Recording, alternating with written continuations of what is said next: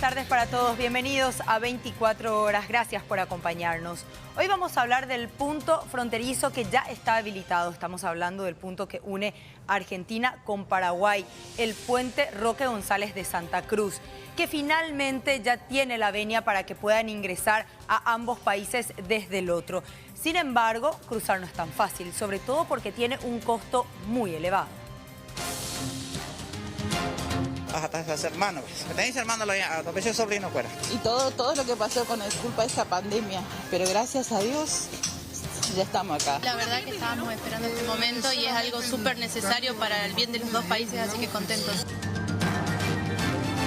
A partir de ahora, como te digo, con este nuevo plan de apertura al puente, se solicita el PCR también. El PCR es totalmente gratuito en el Hospital Regional de Encarnación. Y hoy también hablaremos de un turismo de fachada porque siguen operando, tanto en Paraguay como en España, organizaciones criminales que reclutan mujeres para esclavizarlas sexualmente. Tenemos previsto la detención de otras más, pero por el momento tenemos 2 detenidos.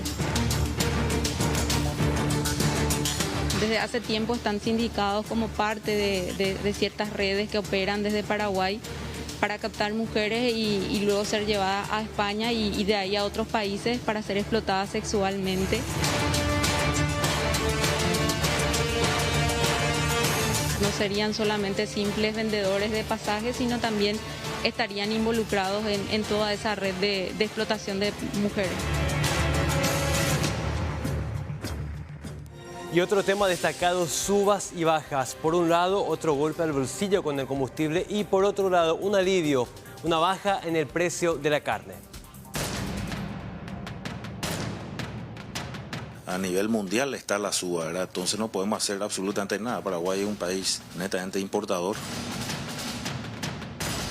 El mes pasado se tuvo que aumentar alrededor de 300, 400 guaraníes y ahora en noviembre así sigue aumentando. Vamos a tener que aumentar otra vez nueva ahora. Tenemos combustible, Petropar no va a subir todavía, no es inminente la suba. Hay condiciones de anunciar una baja en general a todos los productos cárnicos, algunas reducciones importantes en productos de corte popular.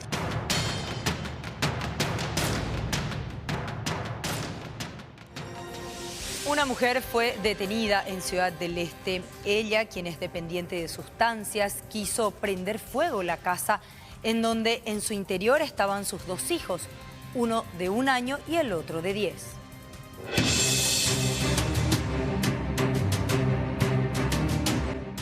Según los datos, la mujer estaba drogada y alcoholizada cuando juntó algunos colchones y prendió fuego. El niño mayor gritó por socorro y los vecinos afortunadamente intervinieron para evitar la tragedia. Los pobladores del lugar agregaron que la misma siempre creaba zozobra y maltrataba físicamente a sus hijos. Se procedió a la aprehensión de esta mujer que se encontraba, quien trató de incendiar su vivienda. En el momento del hecho se encontraba en compañía de sus 2 hijos menores, uno de 1 año y el otro de 10 años. Está bajo efecto también de alguna sustancia alucinógena. En el momento del hecho se encontraba también en estado de ebriedad. La misma trató de incendiar los colchones, frazadas dentro de la vivienda. En el momento uno de sus hijos de 10 años empezó a gritar, a pedir auxilio, por lo que los vecinos inmediatamente, o varios vecinos, intervinieron en el hecho, pudiendo sacar a los niños de la vivienda y posteriormente dieron aviso a la policía. La supuesta autora fue detenida por la Policía Nacional. La Fiscalía dispuso que los menores sean entregados a familiares. Personales de esta comisaría acudieron al lugar y sofocaron las llamas y procedieron a la aprehensión de esta persona. Afortunadamente se logró evitar que el hecho pase a mayores gracias a los lugareños.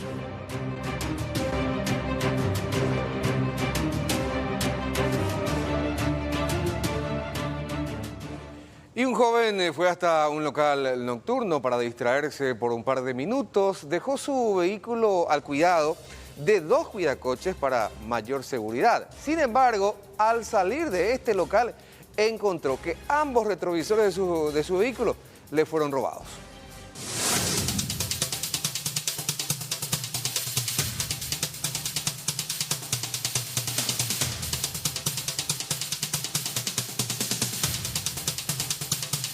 El hecho ocurrió en las inmediaciones de las calles Yegros y Mariscal Estigarribia. La víctima Augusto Centurión, quien relató que para asegurar que nada le pasara a su rodado, estacionado en la calle, decidió ceder al pedido de dos mujeres que le ofrecían cuidar su coche. Imágenes de circuito cerrado mostraron que pasada la medianoche, un joven rompió ambas autopartes. Me fui yo a un bar conocido acá del centro y al llegar obviamente estaban los cuidacoches. Cuando yo llegué estaban dos señoras. Entonces me bajo y tuve que darle un 10.000. Y me dijo, sí, te vamos a cuidar, no te va a preocupar, bla, bla, bla. Perfecto, eran dos señoras. A la vuelta, tipo 3:30, 4, me subo a mi auto. Primero no me di cuenta. Me subo y como tiene un botoncito para abrir el espejo, aprieto yo y no veo mi retrovisor los dos lados y digo, de la suerte que me pasó acá. Y me bajé, miré por ahí si es que me faltaba algo más, no, nada. Miré si estaba alguien, nada, ya no había nada. Vacío la calle. Y me encontré con la sorpresa de que me habían robado mis dos retrovisores. El robo a la víctima le produjo una pérdida importante, pues hoy no pudo usar su vehículo ante la falta de las piezas. Yo creo que fue un pedido especial de alguien por ahí que justo le faltaba y coincidentemente me fui yo a parar ahí, ¿verdad? Sí, estuve averiguando y me va a salir un original cada lado, casi 500.000. Y muchos me dicen que me vaya así a averiguar en desarmadero, pero creo que por ahí viene la mano también de lo que sucedió, ¿verdad? La venta de estas autopartes sería un buen negocio, pues cada retrovisor en el mercado negro estaría cotizado en más de 90.000 guaraníes cada uno. Vamos al ámbito judicial para contarles que continúa en Luque el segundo juicio oral y público contra el sacerdote Silvestre Olmedo. ¿Recuerdan el caso acusado de un grave caso de acoso contra uno de los miembros de la comunidad de la parroquia de Limpio? Hoy prestó declaración el monseñor encargado de la cadena de la recepción de las denuncias, quien había calificado en primer lugar el caso como una piedrita en medio de una montaña. Escuchemos lo que pasaba hoy en la ciudad de Luque. En la tercera jornada del nuevo juicio oral que enfrenta el sacerdote Silvestre Olmedo acusado por acoso, declaró en calidad de testigo el arzobispo de Asunción Edmundo Valenzuela. La abogada de la querellante mencionó que hay pruebas suficientes como un audio en el que supuestamente Olmedo asume haber cometido el hecho, mientras que su defensa habló de una persecución a la iglesia. La expectativa de nosotros es que la gente diga la verdad. Vamos a hacer las preguntas pertinentes a los efectos de que el tribunal pueda escuchar de primera mano lo que la gente pudo percibir con sus sentidos y que al valorar las declaraciones testificales puedan dictar nuevamente sentencia absolviendo nuevamente al padre Silvestre. ¿Y qué fue lo ocurrido con la primera sentencia, digamos? La primera sentencia fue anulada por un tribunal en segunda instancia, básicamente considerando que la interpretación de la palabra hostigamiento dada por el tribunal de sentencia no se correspondía según su criterio, que las palabras utilizadas debían interpretarse no solamente con el diccionario de la RAE, sino que con otros instrumentos internacionales. Es un cúmulo probatorio bastante grande, sobre todo de testigos, y bueno, después faltan las documentales, hay unos videos que exhibir, está la desgrabación del audio de la reunión que tuvieron los integrantes de la pastoral con el acusado, entonces hay todavía algunas diligencias que realizar. Ellos decían que esta era ilegal, ¿cómo queda finalmente?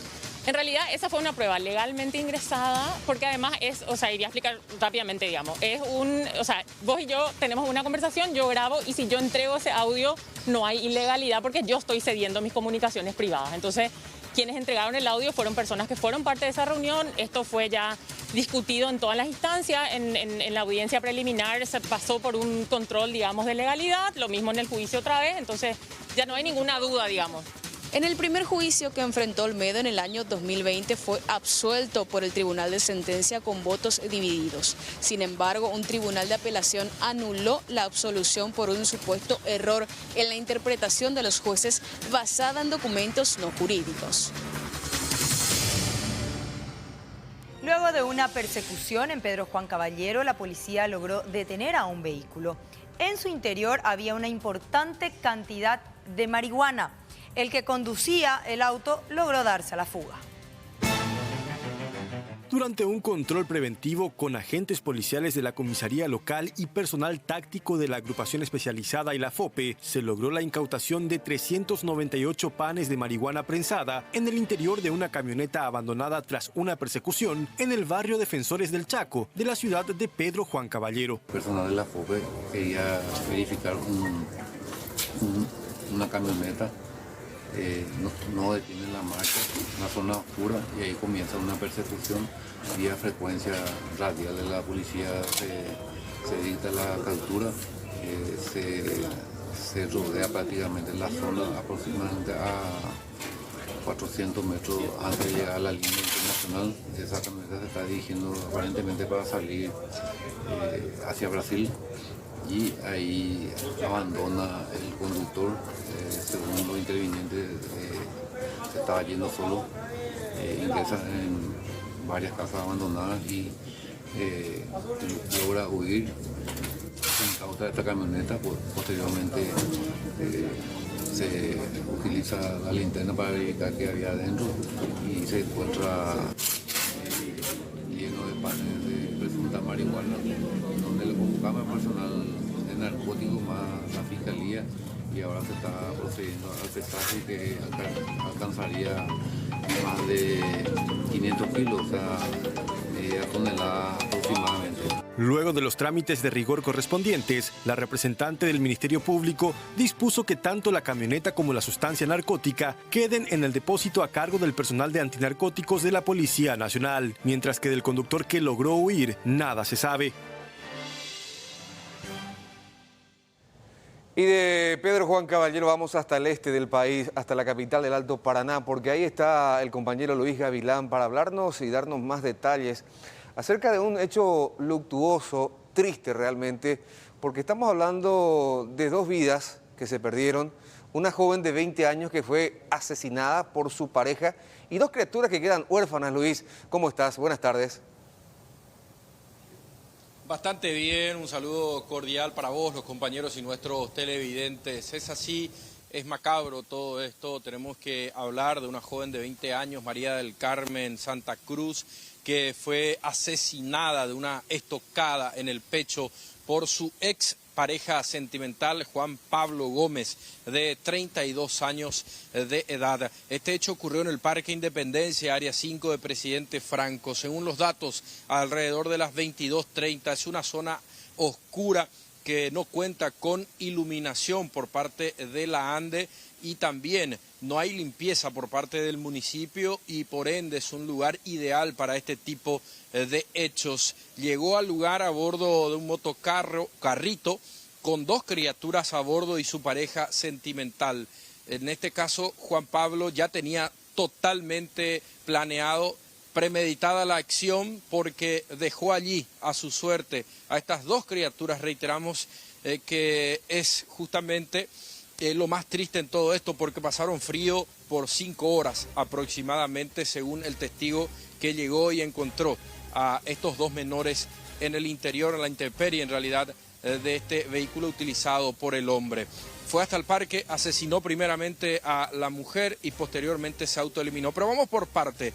¿Cómo encuentran a estas dos criaturas y por qué recién en horas de la mañana se da con el hallazgo del cuerpo sin vida de la mujer y mucho más tarde el hallazgo del hombre, que estaba nada más y nada menos que a tan solo 20 metros de la víctima? Vamos a escuchar a un guardia ciudadano que hacía su recorrido. A las 11 de la noche divisó, le pareció extraño, no quiso acercarse, volvió casi a las 4 de la mañana, seguía este vehículo de 2 ruedas en el lugar, se acercó y se encontró con esta desagradable sorpresa. Estaban las criaturas llorando y con frío. Vamos a escuchar lo que él mencionaba, uno de los testigos de este lamentable suceso. Viste que se fue por la patrulla con cuadra. A las 11 cuadras la llave la motocarro. ¿Pero dónde se sabe la huella su huima? No, la llave. A las 2:30 cuadras, ya la revisamos porque viste que ya te iba. Llamaban de la atención. Sí, llamaban, pues ya voy a hacer las dos criaturas, hace ini que voy, pues no la, se camarada, pues o uy, coño, pues no hay policía, al instante teo.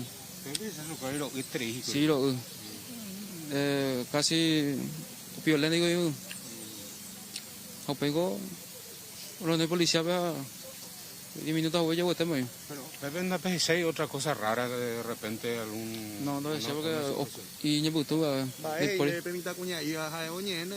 Sí, ahora cuando yo mo bo hoy sư hay se sư ha sư hay.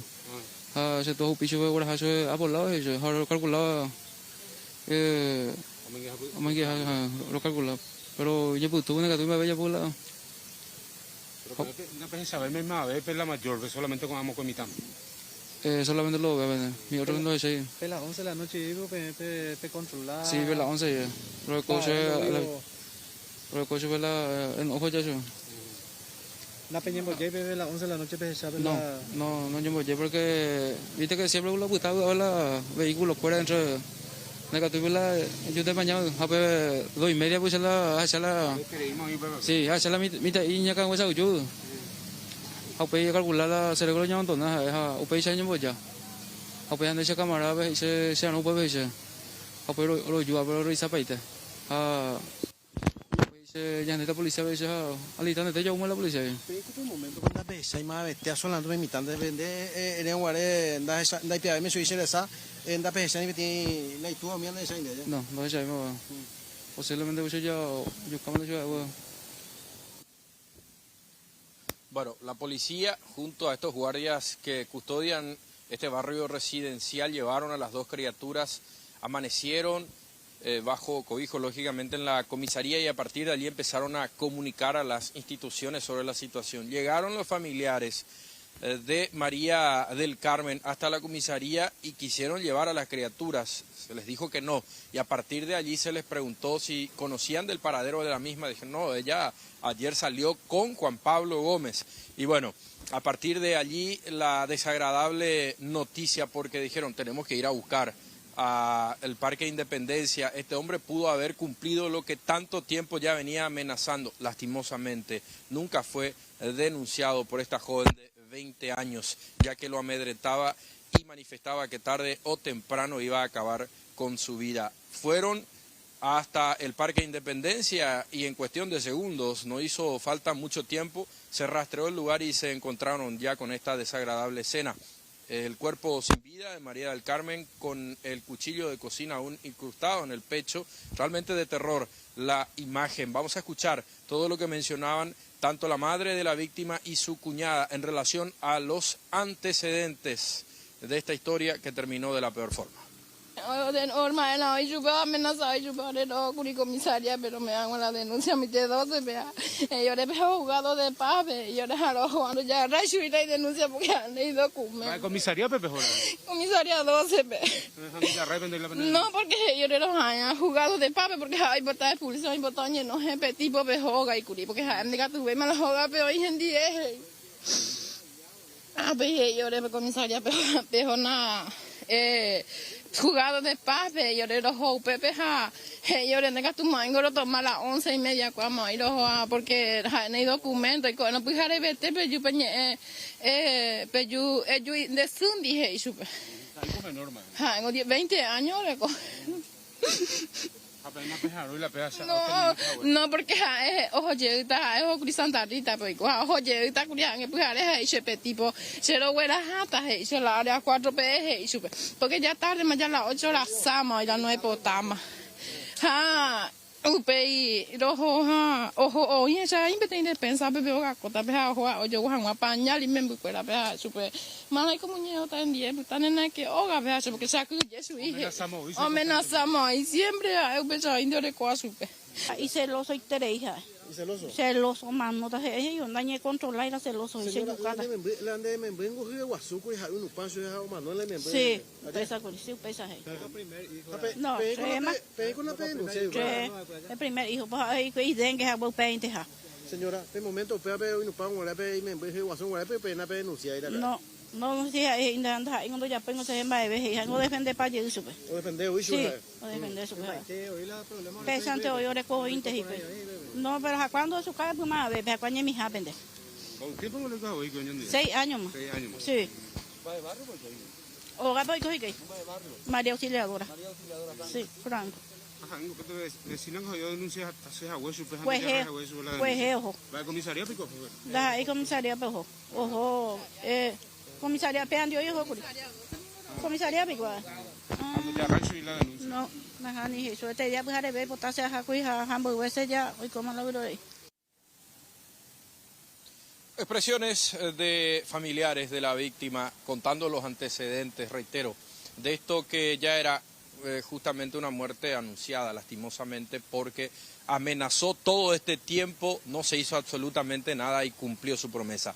Cuando se estaba procediendo al levantamiento del cuerpo de esta joven de 20 años, se percatan que a 20 metros nada más este hombre estaba allí colgado, se autoeliminó de manera cobarde, indudablemente. Juan Pablo, de 32 años de edad. Los hijos, 2 menores, de 2 y 4 años, quedaron a cargo de la abuela materna por disposición de los encargados de la Secretaría Nacional de la Niñez y la Adolescencia. Realmente trágico todo esto que ocurrió en la ciudad de Presidente Franco, compañeros. Un par de cuestiones, Luis, de acuerdo a tu relato. ¿Es cierto que la criatura de 4 años le dijo al guardia que su mamá fue llevada hacia el Yuyal por el papá? Sí. Eso uno. Si eso es cierto, ¿cómo es que la policía cuando fue a traer a esas criaturas del lugar, no hizo una búsqueda un poco más profunda, más acabada del sitio, y por ahí encontraba a la mujer herida, a lo mejor todavía con signos de vida? Eso uno. Lo otro, comisaría 12, creo que dijo la cuñada, y después juzgado de paz. No le tomaron la denuncia porque carecía de cédula de identidad. ¿Qué tiene que ver la carencia de un documento de identidad para tomarle la denuncia? Porque ella fue a pedir auxilio y terminaron no auxiliándola. Y ahora esto debe ser investigado por el Ministerio Público por una evidente omisión de auxilio. Totalmente. Aparte existe un protocolo, un mecanismo que se debe accionar cuando se acercan víctimas de violencia doméstica a las comisarías. No es ninguna, realmente no entendemos, porque no puede ser que la excusa haya sido no, tenés que traerme tu documento para que yo te pueda tomar la denuncia. Realmente es inconcebible todo esto y tenés razón. Es lo que escuchábamos recién de voz de la madre de la víctima. Fuimos hasta la 012, que es la jurisdicción donde viven estas personas, barrio Santa Inés de Presidente Franco, y se encontraron con esa situación. ¿Qué decía ella? Queríamos lograr la exclusión de hogar. Tal vez esa situación habrán confundido en su momento los agentes policiales, pero no tiene absolutamente nada que ver. Sí o sí tenían que haberle tomado la denuncia y accionar a partir de allí el mecanismo de comunicar a todas las instituciones encargadas. Hay muchísimos casos, se está trabajando con mecanismos y protocolos, mucha publicidad en todo esto, y no puede ser que hayan dejado que regrese a la casa para exponerse a esta situación que finalmente se dio. Un triste final trágico, quedan 2 criaturas huérfanas, realmente inconcebible todo esto. Y lo otro, que también tenés mucha razón, es la versión de este guardia ciudadano con la de la Policía Nacional, porque decía, no, nos trajeron aquí la información, fuimos, verificamos y encontramos solamente a las criaturas. Pero algo más se pudo haber hecho a las 4 de la mañana. El cadáver de la joven de 20 años se encontró a las 8, pasaron 4 horas, y allí recién se accionó con la llegada de la familia a la comisaría 011. No queremos tampoco juzgar, pero por estas declaraciones, evidentemente algo más ya en su momento, 4 de la mañana, se pudo haber hecho totalmente. Sí. Bueno, gracias Luis, muy amable.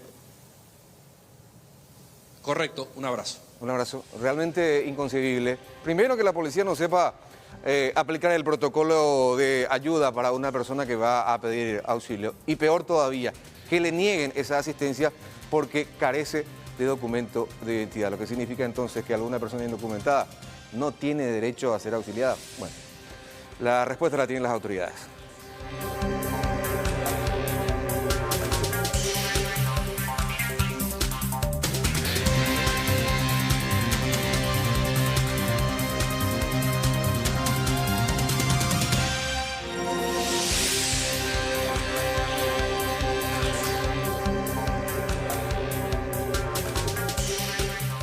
Bueno, vamos con la información desde el sur de la República. De hecho, la noticia está allá con relación a la reapertura del puente internacional que une nuestro país con la Argentina. Pero también es importante, después haciendo ya una evaluación de esta jornada, cuál fue la expectativa y cuál fue hoy la realidad en cuanto a paraguayos que cruzaron la frontera. Josías Escobar, ¿cómo estás? Muy buenas tardes. ¿Qué tal, Carlos? Un saludo muy cordial a la gran audiencia de Canal 9 SNT. Jornada muy agradable, muy linda en la zona sur del país porque hoy se dio la reapertura del puente internacional San Roque González de Santa Cruz después de 1 año y 7 meses. 1 año y 7 meses de estar incomunicados. Estos dos pueblos que tienen mucho en común, no solamente la cuestión económica, sino también la cuestión cultural, el arte que se comparte entre encarnacenos y posadeños, la cuestión familiar, emocional, que es sumamente importante. 9:30 de la mañana se daba la reapertura de la frontera y veíamos esos abrazos. Nuestro compañero Héctor a la mañana capturaba una imagen que nos genera emoción enormemente porque se veía el abrazo y la señora como que le abrazaba a su única hija, a la que le vio después de 1 año y 7 meses, le abrazaba y las lágrimas se le escapaban. Momentos muy emotivos que se vivieron sin dudas aquí en el centro de fronteras, en la cabecera del puente internacional San Roque González de Santa Cruz, que une a Encarnación con Posadas Argentinas. ¿Cuántas personas ya ingresaron? ¿Cuántas personas ya ingresaron? Vamos a preguntar enseguida con la gente de Migraciones, pero vamos a compartir con ustedes la entrevista, el testimonio con los primeros que utilizaron el puente como vía de comunicación después de la reapertura. Ajá, Villarrica, Independencia, Paso Yobay. Nunca han de perder la fe allá porque ya... No, más vale que no. Si la virgencita, doña Juan, tú me suele ir vestido, y la virgen ocupe vestidos. Pero ahora cada año lo cambias, solo ella hoja, ya por el cato mi jaisa. ¿Antes de yo no voy a pues, pesa peta, man. ¿De gente? ¿Cuál es ustedes, hermano? Hasta esas hermanos. Tenéis hermanos, los veces sobrinos, fuera. Y amigos, por supuesto. ¿Va a ser Eddie Brites. Sí, en Posada vivimos, muy cerquita. Y todo lo que pasó con el culpa de esta pandemia. Pero gracias a Dios, ya estamos acá. Por más de que sea tan cerca, de repente muy lejos, como decías. Es muy lejos, se nos hizo muy lejos. Pero, ¿qué vamos a hacer? Si Dios quiso así. Pero ahora estoy feliz. Habrá sido difícil ese año, ¿verdad? Sí. O sea, todo lo que pasó, tanta desgracia, tanta muerte de usted allá. Muchísimo, sí, muchísimo, pero era una desesperación, pero siempre con la gracia de Dios estamos vivos, estamos juntos. Yo siempre le pedí a Dios que se abra pronto el puente, porque es mi única hija, mi único nieto. Muy emotivo momento realmente lo que se vivía esta mañana aquí en el centro de frontera. Vamos a caminar un poquito, acompáñenos, vamos a hablar con la gente de Migraciones. ¿Cuántas personas ya ingresaron? ¿Cuántas personas fueron a la Argentina? Esos datos son pero muy importantes realmente hoy en el primer día de la reapertura del puente internacional San Roque González de Santa Cruz. Esta es la parte de Migraciones. Primero pasan por Sanidad y luego ya vienen a Migraciones. ¿Qué tal? ¿Cómo le va? Muy buenas noches. Buenas noches, ¿qué tal? Bueno, ¿cuántas personas ya ingresaron desde esta mañana, desde que se habilitó la frontera? A partir del corte de las 18:40 han ingresado al Paraguay 180 pasajeros. Con ellos incluyen tránsito vecinal fronterizo, turistas y nacionales. Y el egreso es de 99 personas hasta las 18:40. En la misma categoría, tránsito vecinal, turistas y nacionales. El proceso es bastante rápido, ¿no? Pasan por Sanidad primeramente y luego ya vienen aquí a Migraciones a hacer las gestiones. Así mismo, pasan por Sanidad, se les corrobora todos sus documentos. Posterior a ello pasan ya por el control migratorio, en donde se les emite el ingreso al país, a tránsito vecinal fronterizo y a los turistas. Y a nacionales también se les registra. Bueno, ahora el proceso también es rápido para la gente que va de Paraguay a la Argentina. Es bastante rápido, pero un poquito más tedioso, ¿verdad? Más trámites son los que tienen que completar para poder salir. Pero igual, de alguna manera, las personas están pudiendo salir de manera exitosa. Bueno, muchas gracias. 180 personas, entre connacionales, compatriotas y extranjeros, que ya ingresaron a nuestro país desde la reapertura oficial, y 99 que ingresaron a la Argentina hasta estas horas. Hay que también recordar, para ingresar a Paraguay solamente se necesita el certificado de vacunación, 2 dosis correspondientes y ya van a poder ingresar al Paraguay. Ahora, para ingresar a la Argentina sí hay un poco más de requisitos, es decir, hay que tener el PCR negativo dentro de las 72 horas, aparte de eso, el certificado de vacunación y un antígeno que se hace del otro lado, pero de forma gratuita. En principio, esta mañana se decía de que también se podía hacer en el Hospital Regional de Encarnación. Conversamos nosotros con el doctor Walter Benítez, el director del hospital, porque él dice, nosotros no tenemos la capacidad para hacer gran cantidad de PCR en el hospital regional, y además el resultado viene recién en 24, 48 horas. Esto es lo que decía el doctor Walter Benítez con relación a este tema. El PCR es totalmente gratuito en el Hospital Regional de Encarnación. El hisopado se hace en la réplica, ¿verdad? O en el hospital regional, ¿verdad? Una vez agendado y una vez generado el código también. Eso se genera un agendamiento, se realiza un test epidemiológico y bueno, posterior a eso se agenda al paciente, ¿verdad? Y accede al PCR. El resultado generalmente está en 24 horas. En 24 horas, y eso se vuelve a cargar en el sistema del ministerio para que uno pueda acceder directamente con su código que se le generó, más su número de cédula, directamente acceder ya al resultado, ¿verdad? Eso generalmente está dentro de las 24 o 48 horas. Pero como estaba diciendo, el test es totalmente gratuito. Lógicamente que esos test o el kit que uno tiene, ¿verdad? La cantidad, lógicamente que es disminuido. Imagínate si va a pasar 1.000 o 2.000 personas por día, lógicamente que el hospital no va a dar abasto. Entonces se tiene que rever esa situación. Hoy día se estaba trabajando en eso. Y bueno, a partir de ahora, como te digo, con este nuevo plan de apertura al puente, se solicita el PCR también. Y bueno, tendremos que evaluar otra vez y reestructurar eso. Pero hoy día el horario es de 7 a 15 horas de lunes a viernes. Bueno, en conclusión, ¿cuánto cuesta cruzar a Posadas? Y bueno, hay que hacerse el PCR definitivamente en el privado. Tiene un costo de entre 350.000, 400.000 y hasta 450. Depende de dónde te vas a hacerte el PCR, Carlos, porque decía el doctor Walter Benítez, si bien en el hospital es gratuito, ellos no van a dar abastos para esta demanda que se estima podría darse. Josy, es que aprovechar que estás muy cerca de la funcionaria de Migraciones. Relataba ella 90 personas que cruzaron de Paraguay hasta la Argentina. Pero me gustaría saber, de esa cantidad, ¿cuántos son paraguayos? Porque presumo que hay argentinos, varados también, que volvieron a su país. ¿Cuántos de esos que ingresaron a Argentina desde Paraguay son paraguayos? Vamos a hacer la consulta rápidamente porque estamos aquí cerquita nada más. Vamos a acercarnos nuevamente a la zona de migraciones. Son datos que son muy importantes realmente. Vamos a ver, aquí está la gente de migraciones. Sí, aquí está. ¿Qué tal, señorita? ¿Cómo le va? ¿Su nombre? Jennifer Cáceres. Jennifer, de estos números que nos tiraste, 99 ingresaron hasta ahora a nuestro país, decía. Egresaron, ¿no? Egresaron. Sí, así mismo. ¿Cuántos son paraguayos, argentinos? ¿Esos datos tienen? Eso no te puedo especificar ahora porque en el último corte se realizó y a nosotros nos pasaron ya un conteo general nomás ya. Ah, ya. Sí. Sí, vos estás tomando recién la posta, ¿verdad? Así mismo. Bueno, 99 egresaron, 180... Entre ellos ya se incluye ya nacionales, turistas y tránsito vecinal, que fueron ingresando durante el día.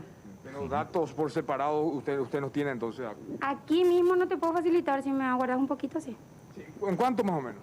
¿Cómo? ¿En cuánto más o menos podría tener ese dato? En breve, te voy a revisar un ratito en el sistema. Dale, excelente. Ahí va a revisar en el sistema. En un momento más nos va a compartir esos datos. Bueno, Carlos, el proceso es muy sencillo para ingresar a nuestro país.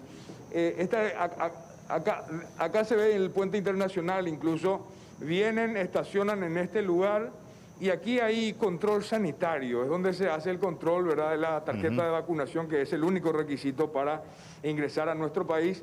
Es muy rápido, en este lugar se hace control sanitario, dice allí el cartelito, y de acá migraciones ya pueden ingresar. Es más, también hay que aclarar una cuestión. Si vienen solamente por un día a Paraguay, no hace falta tener PCR negativo, o sea, directamente entran y salen con la tarjeta de vacunación. Vamos a acercarnos a hablar un poco con la gente que está en este lugar, que está ingresando. Acá hay una señora. ¿Qué tal, señora? ¿Cómo le va? Bien, usted. Bueno, ¿usted es paraguaya, argentina? Soy paraguaya, vivo en Argentina. ¿Su nombre? Petrona Silva. Doña Petrona, ¿hace cuánto tiempo que vive usted en la Argentina? Casi 40 años ya que me fui. ¿Y tiene sus familiares acá en Paraguay? Tengo 3 hijas y 2 varones tengo conmigo allá. ¿Y ya le vinieron a recibirte? ¿Ya hubo el reencuentro? No, todavía no. ¿Te estás esperando en casa? Sí, ahí nomás ya me están esperando. Ah, bueno. ¿Y acá estás esperando para el control pertinente del certificado de vacunación, ¿no? Estamos haciendo todo, sí. Bueno, emocionada después de mucho tiempo. ¿Después de cuándo vas a ver a tus hijos? Y casi 2 años y medio. Claro. Casi 2 años y medio. Porque no estabas viniendo, después ya vino la pandemia, se cerraron las fronteras. Así fue, así fue. Es muy importante esto, por el lado afectivo, decíamos, una cuestión humanitaria. Sí, queremos verle a nuestra gente, mi nieta, mi nieto, mis hijas. ¿Cómo se llama tu nieta que está viendo probablemente el Sistema Nacional de Televisión? ¿Qué parte de...? Está Jazmín Silva. Y mi nieta Valentina Silva y mi hija Emilce Silva. ¿En qué parte están ellos? Ellos están allá hacia Barrio San Pedro. Barrio San Pedro, bueno, que preparen la cena, entonces ya enseguida va a estar en casa. Sí, eso espero. Gracias, señora. Fuerza. Bueno, ella que no pudo venir y bueno, después de más de 2 años se va a reencontrar con su familia. Este es el control sanitario. Acá lo que se controla es el certificado de vacunación, Carlos, después directamente a migraciones, cédula de identidad para la entrada al país y ya está. El proceso es rápido. Genial, perfecto. Te dejamos, Josías, por favor, si puedes compartir la otra información cuando tenga la gente de migraciones con producción, así también actualizamos, ¿sí?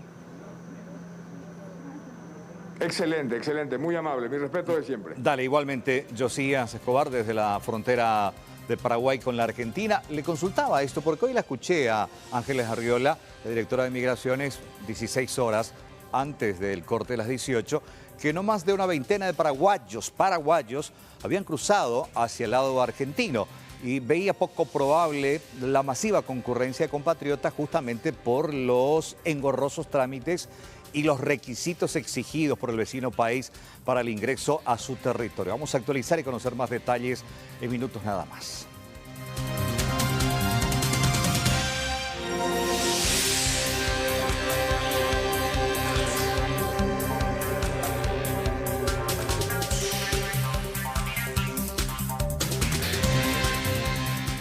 Hoy en el Alto Paraná se realizaron varios allanamientos. Hablamos de un operativo que empezó inclusive días atrás porque mujeres fueron descubiertas teniendo una situación realmente extraña de supuesta trata de personas en el momento en el que viajaban a Europa. Se hicieron allanamientos y se pudo dar con datos sumamente importantes. Una agencia de viajes inclusive estaría involucrada y sería solamente una fachada. Luis, contanos más detalles, adelante. Así es, Mercedes. Renovamos el saludo con nuestros televidentes. Operativo Internacional Apia, así se denomina. La investigación inició en la madre patria, España, y se extendió a otros territorios, especialmente el nuestro, teniendo en consideración que las mujeres explotadas son compatriotas. Una de ellas se animó, denunció, contó todo el modus operandi y a partir de ese momento inició la investigación en aquel país que, reitero, se extendió al nuestro, y la Policía Antitrata de Personas junto al Ministerio Público especializado en el tema han trabajado arduamente para hilar justamente los cabos. ¿Qué pasó? En este lugar estaba el objetivo principal. ¿De qué hablamos? De una agencia de viajes que no servía simplemente para la venta de pasajes, sino para organizar, según las investigaciones, todo el esquema de envío de mujeres a territorio español. Incluso llegó la policía de ese país para acompañar estos procedimientos. Una pareja fue detenida. Propietarios ambos de este y otros tantos negocios que tienen relación con las agencias de viajes. Estamos hablando en este caso, Darío Díaz Ocampos y Bárbara Noemí Santoro de Díaz. Incluso ambos ya fueron detenidos en el 2013 por un hecho similar, pero luego de compurgar una pena salieron de prisión y aparentemente se dedicaban a lo mismo. Esto decía la agente especial delegada antitrata de personas, abogada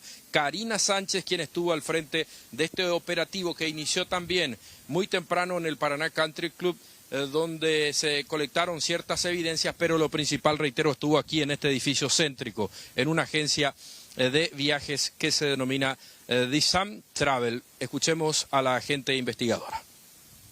2 personas hasta ahora, tenemos previsto la detención de otras más, pero por el momento tenemos 2 detenidos. Personas detenidas, el señor Díaz y su esposa, entendemos, son los principales objetivos de quienes Así es, son los que desde hace tiempo están sindicados como parte de ciertas redes que operan desde Paraguay para captar mujeres y luego ser llevadas a España y de ahí a otros países para ser explotadas sexualmente. En esta investigación concretamente tenemos bastante información que hace en relación a que los mismos estarían involucrados en esta red. No serían solamente simples vendedores de pasajes, sino también estarían involucrados en toda esa red de explotación de mujeres. Doctora, ¿cuál es el reporte que tiene de su colega en España, doctora, de este procedimiento? Bueno, en España es diferente el proceso, por lo tanto mucha información no podemos tener. Sí, la información que tenemos es que ya están haciendo los procedimientos, solo que ellos tienen secreto de sumario, por lo tanto no podemos dar, ellos no nos pueden dar información en este momento hasta que el juez habilite esa posibilidad. Pero sí, ya están también ellos haciendo el procedimiento respectivo que estuvimos trabajando, y especialmente la doctora Mori, que es la titular de la causa. ¿Qué incautaron tanto en el country como acá? Bueno, aquí nosotros incautamos varios documentos que hacen relación al trabajo, también elementos electrónicos que van a ser peritados posteriormente a los efectos de ir corroborando la información que se tiene dentro de la investigación y obviamente si surgen otras situaciones para corroborarlas. Bueno, expresiones de la gente especializada Karina Sánchez, quien trabajó aquí en el microcentro de Ciudad del Este durante toda la tarde. También allanaron una lujosa residencia en el exclusivo barrio cerrado Paraná Country Club de Hernandarias, donde aparentemente reside esta pareja. Allí fue detenido justamente Darío Díaz Ocampos, además de otro objetivo en la zona del kilómetro 9 de Ciudad del Este, que también ya fue detenido, según explica la agente fiscal Natalia Acevedo. La unidad especializada, ¿verdad?, está a cargo de 3 fiscales, la fiscal delegada, las otras colegas están actualmente en España haciendo los operativos conjuntos, que es lo que solemos hacer cuando tenemos casos de trata internacional. Nos hemos dividido el trabajo, la otra Karina le tocó las agencias de viaje, a mí me tocó los domicilios en el country y en otro más. Hemos colectado elementos que guardan relación con la investigación, porque como dije anteriormente son casos que llevamos conjuntamente con autoridades del Reino de España. Asimismo, ¿qué es lo que se pudo hasta el momento incautar? ¿Alguna evidencia, alguna información relevante conforme a la investigación que ustedes ya estaban realizando? Normalmente en estos casos sí solemos encontrar documentos que guardan relación, envíos de dinero, títulos, recibos, los billetes de avión, todo lo que guarda relación con el traslado de las víctimas al país de destino, en este caso España.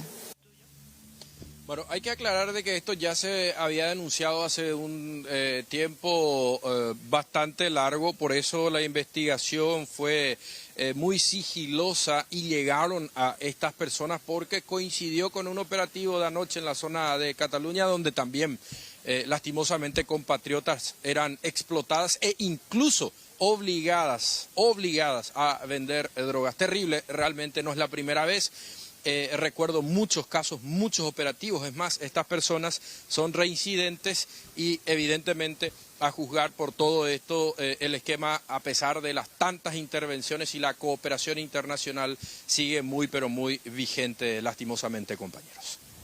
Muchas gracias, Luis, por estos datos. Correcto, un abrazo. Miren el edificio detrás de Luis. Justamente allí funcionaba esta oficina, esta agencia de viajes. Parece que es muy fácil que puedan engañarte, porque de hecho que la oficina parecía con total solvencia y quienes te vendían eran verdaderos agentes de viajes, verdaderos profesionales. ¿Cómo sabemos si la agencia a la que estamos acudiendo es realmente una agencia reconocida y no vamos a ser estafados ni traicionados? Raúl Bogarín tiene más detalles porque la Senatur hace algunas aclaraciones al respecto. Adelante, Raúl. ¿Qué tal? Buenas noches, Mercedes, a todos los televidentes de 24 horas. Estamos aquí nosotros con Edgardo Rubén Samaniego Brites, él es director jurídico de la Senatur, para que pueda hablarnos acerca de esta cuestión de cómo es que una persona puede confiar en una agencia de turismo luego de escuchar todas estas versiones de los procedimientos que ya escuchó atentamente acerca del reportaje que hizo Luis Gavilán. Bueno, director, para que nos comente acerca de esta situación. Sí, buenas noches, Mercedes, también a los compañeros de ustedes que están ahí acompañándole a la teleaudiencia. Realmente estamos recibiendo esta información a través de los medios periodísticos de esta lamentable situación. Sí vemos que la Fiscalía está realizando una labor que le compete a ellos como los que tienen la acción penal y investigar estos hechos y hasta buscar sancionarlos.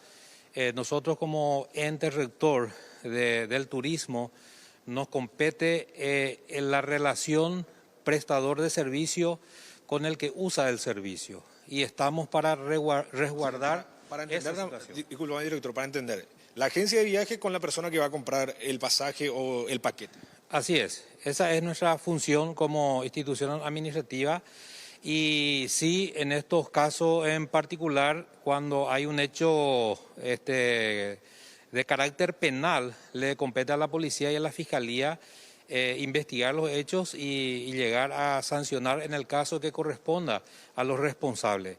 De hecho, nosotros sí vamos a iniciar inmediatamente también los controles y las acciones administrativas que nos corresponde, un sumario administrativo a fin de determinar en qué parte de su obligación como prestador de servicio incumplió, de tal manera que nosotros sancionemos esa situación.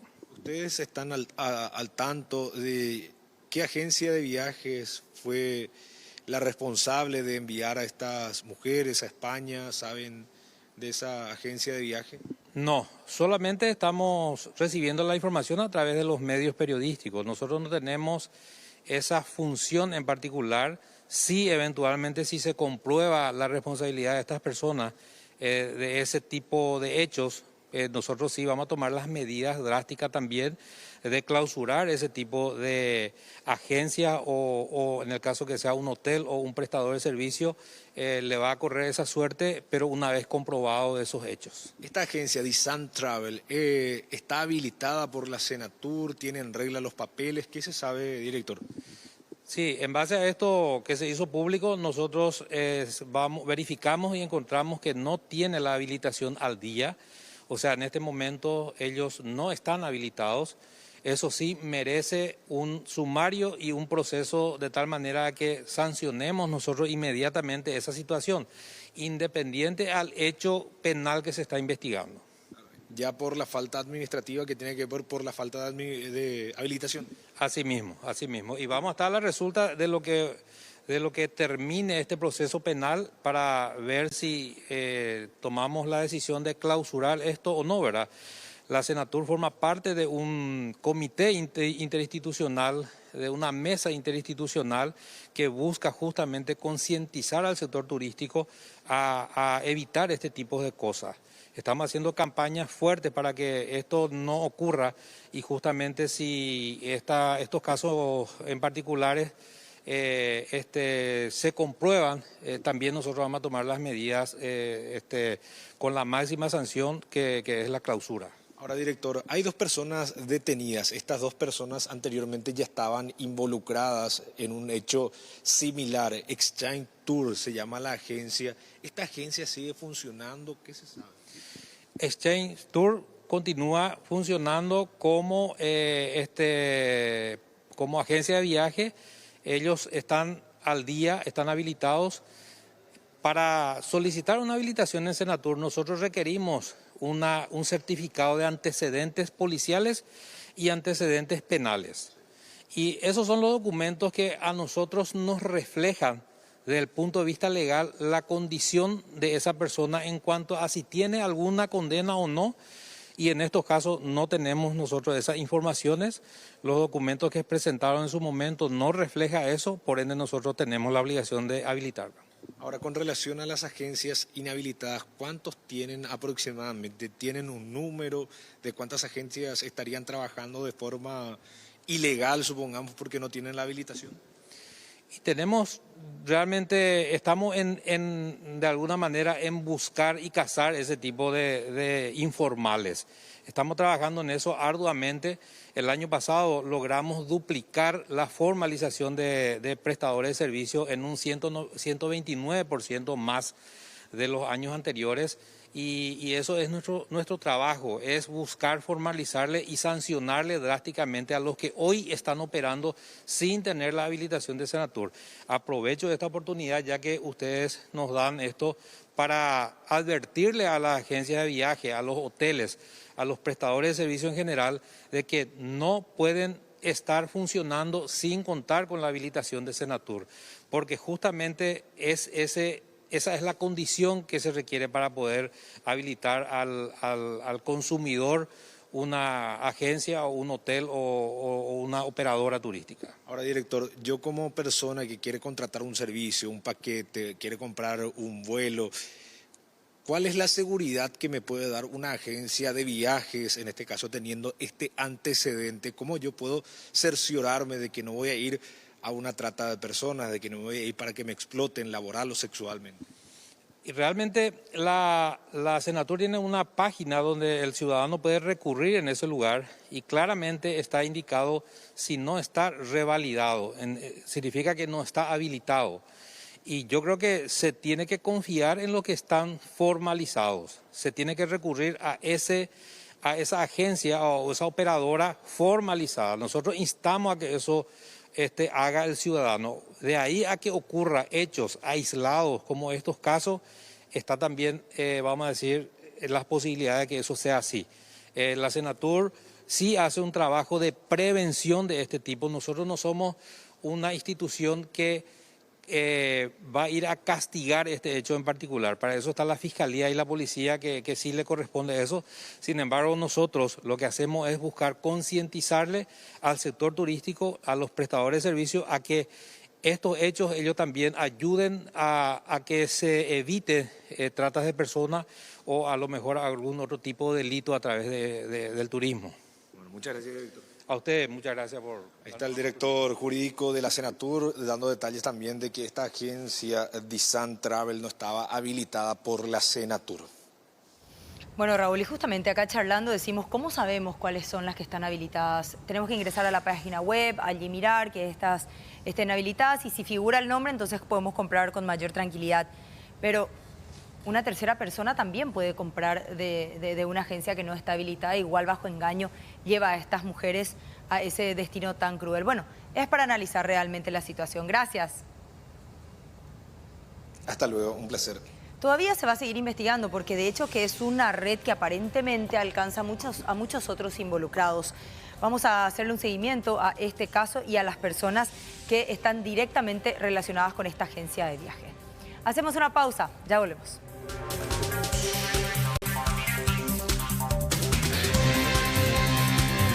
Buenas noches, ¿cómo les va? Bienvenidos aquí al bloque de Economía en 24 horas. Atájese porque la quinta suba de combustible sería prácticamente ya un hecho y se daría dentro de próximas semanas, a finales de octubre e inicios de noviembre. ¿Cuál es la situación? ¿Ha crecido en cuanto a la cantidad el precio de los galones de combustible a nivel internacional. Esto repercute aquí. ¿Cuál es la primera medida? Dicen que los emblemas privados van a aumentar, que es algo ya inevitable. Y de esta forma se sumaría este incremento que sería entre 500 guaraníes a las subas anteriores. Hagamos un repaso rápido, ¿sí? Hubo 3 subas de 400 guaraníes, la cuarta fue de 600 guaraníes, llegando ya a 1.800 guaraníes, más los 500 que subirían, nos daría un total de 2.300 guaraníes por cada litro de carburante con respecto a precios del año pasado. ¿Qué decía Robert Roche, gerente de la firma Terminales y Logísticas Portuarias? Compartimos.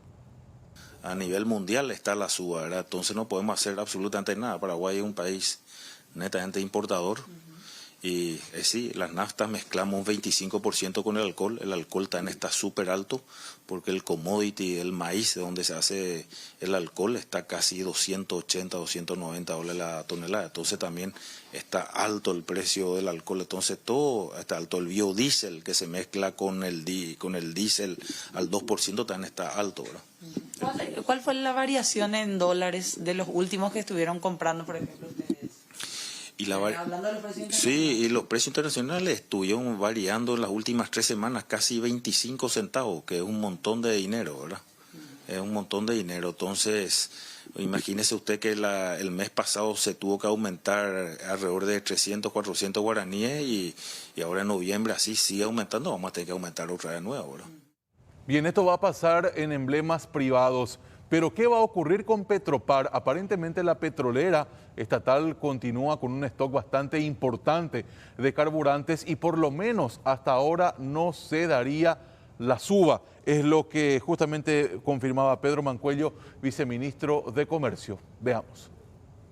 Petropar ha hecho una compra muy grande, muy importante, tiene mucho tancaje y ha comprado a un precio anterior a la suba, entonces tenemos combustible, Petropar no va a subir todavía, no es inminente la suba.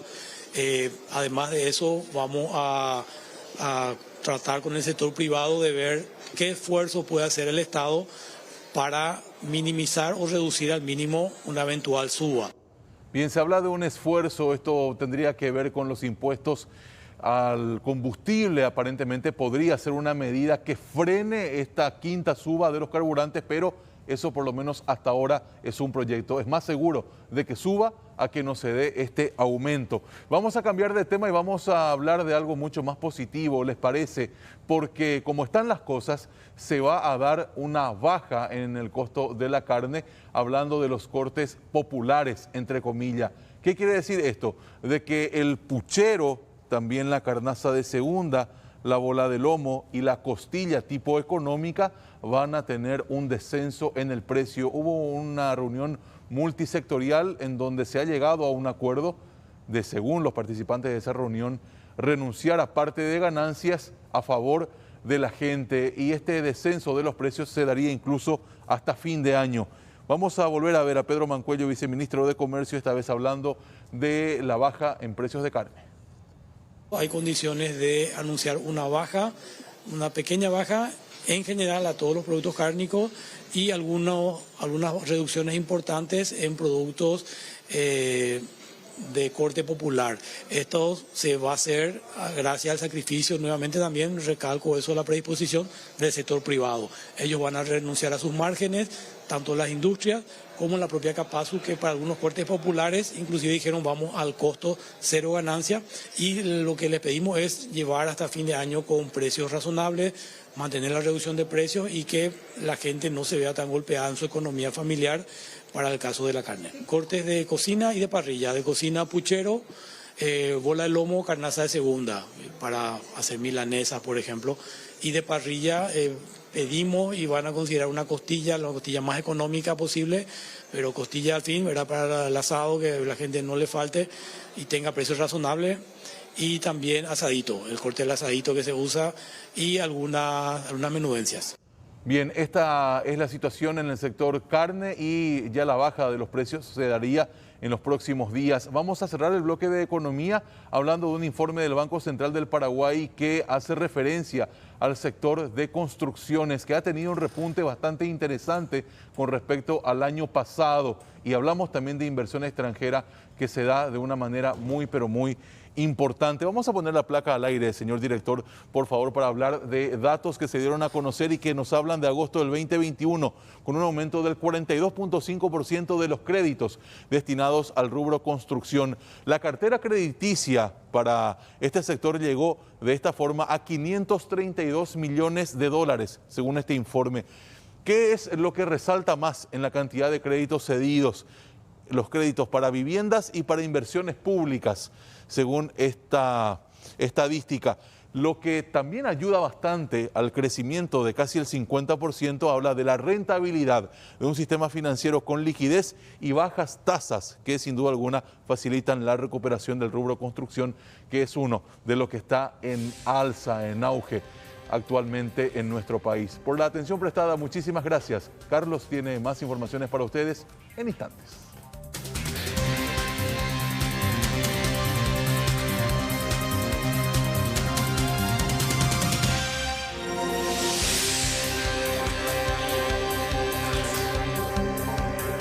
Bueno, y a diferencia de lo que ocurría hoy en el paso entre Encarnación y Posadas, todavía no se oye una voz oficial con respecto al cruce entre Alberdi y Formosa. Imágenes precisamente de la ciudad paraguaya. Miles de compatriotas comerciantes ahí se están preparando justamente para tratar de levantar esa golpeada economía. Muy expectantes, ya algunos precisamente cargando de mercadería a sus locales comerciales, aguardando esa fecha.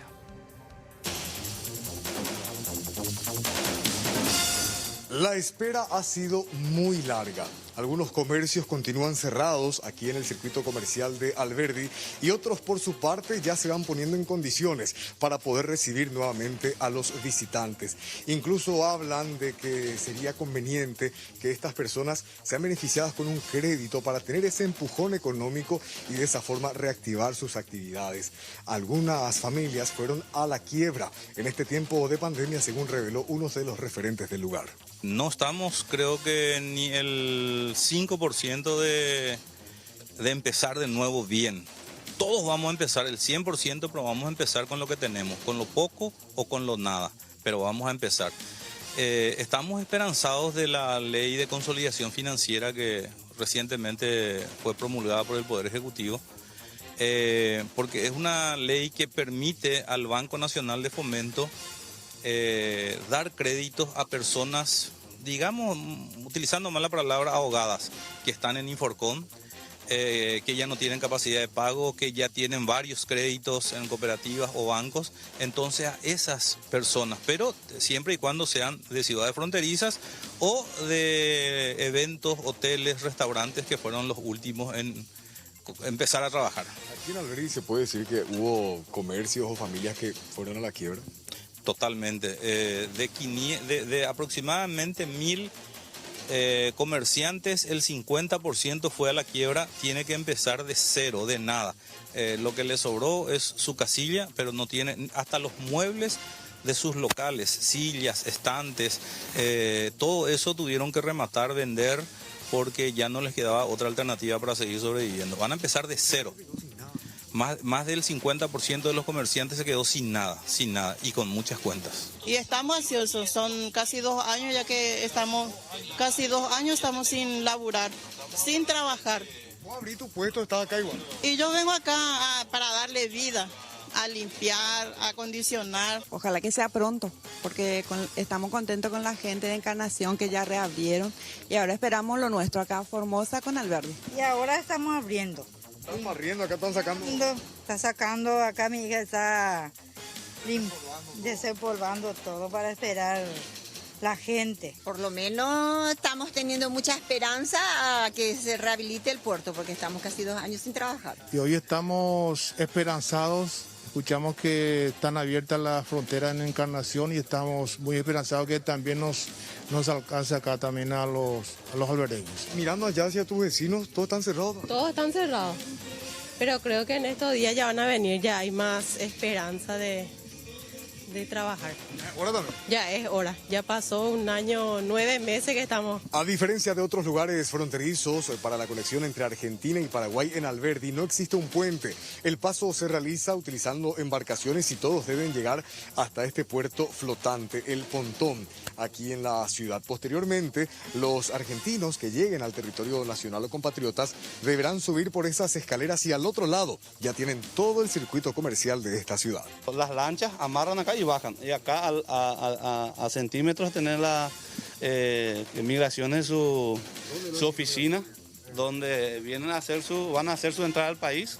Y posteriormente estamos viendo ya con la gente de salud, el bioseguridad, cómo va a ser el sistema. Estamos trabajando en conjunto. Tuvimos una reunión muy importante la vez pasada con la gente de la salud que vinieron de Asunción. Y estamos en unas reuniones permanentes sobre ya el día de mañana que se habilite ya para los controles sanitarios, que va a quedar a cargo de migraciones y la gente de salud. Acá estamos viendo entonces otra de las ventanillas, acá por ejemplo, mira. Estos son de donde los listeros anotan a los turistas, una vez que saquen sus boletos, ya para posterior subir en las embarcaciones que vaya a Formosa. Algunos comerciantes son mucho más cautelosos y esperan a abrir sus locales hasta que se dé oficialmente la apertura del paso fronterizo. Otros, por su parte, con mucha más esperanza, ya hacen los trabajos de reacondicionamiento para recibir a los visitantes.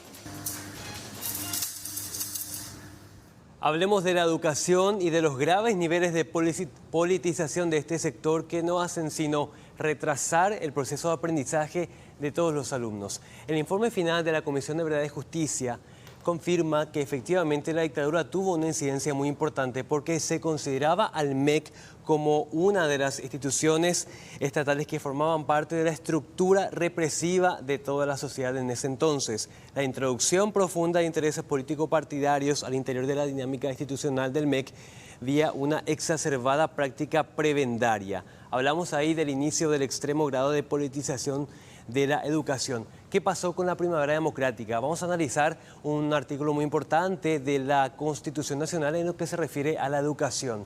Señalan 2 puntos el artículo 73, que la educación debe respetar los derechos humanos y principios democráticos y por sobre todo que los materiales deben eliminar los contenidos educativos de carácter discriminatorio. Según el Servicio de Paz y Justicia, esto no se cumple lastimosamente. ¿Y cómo se vincula esto con el tema del aumento o no del salario docente? Tenemos un histórico que habla de el pico de cantidad de aumento al sector docente en comparación a los años anteriores. Los puntos naranjas corresponden al salario básico mínimo. Sin embargo, hay 3 puntos en donde se produjo un pico en el tema del aumento a los docentes. El primero data del año 2008, el segundo en el año 2012 y el tercero en el año 2018. ¿Qué tienen en común estos 3 picos de aumento del salario de los docentes? Que está muy cerca de las elecciones. Por eso es que se habla de que efectivamente existe un grado de politización muy importante en torno a los comicios generales. En el caso de 2008 fue planteado por el gobierno del entonces presidente Nicanor Duarte Frutos y la ministra de Educación Blanca Avelar. Finalmente resultó ganador el expresidente Fernanda Lugo. En el caso 2012 resultó ganador Horacio Cartes, cuando el gobierno anterior correspondía a Lugo y Franco. Y en el caso de 2018 resultaba ganador Mario Abdo Benítez, cuando el gobierno anterior se enfocaba en otro candidato dentro del Partido Colorado.